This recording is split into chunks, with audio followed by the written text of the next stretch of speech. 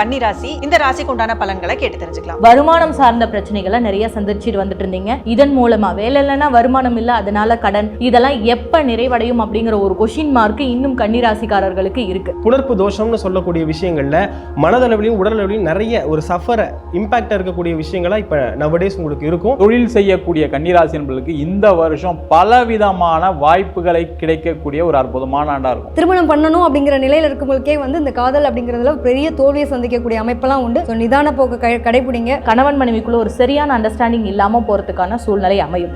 இது வெறும் ஜூன் 2 வரைக்கும் தான். ஜூன் 2ஆம் தேதிக்கு பிறகு குரு பார்வை 7ஆம் இடத்துக்கு கிடைக்கிறதுனால அனைத்தும் சரியாகும். அடுத்தடுத்து நடக்கக்கூடிய பயிற்சிகள் எல்லாமே ஓரளவுக்கு நற்பலன்களை கன்னிராசிக்கு கண்டிப்பா தரும் அப்படிங்கறத நம்ம கணக்குல எடுத்துக்கலாம். எப்பவுமே உழைப்புக்கேற்ற ஊதியம் இல்லைன்னா என்ன ஆகும்? ஆட்டோமேட்டிக்கா நமக்கு மன உளைச்சல் ஆகும். அந்த நிலையில தான் நீங்க இருக்கீங்க.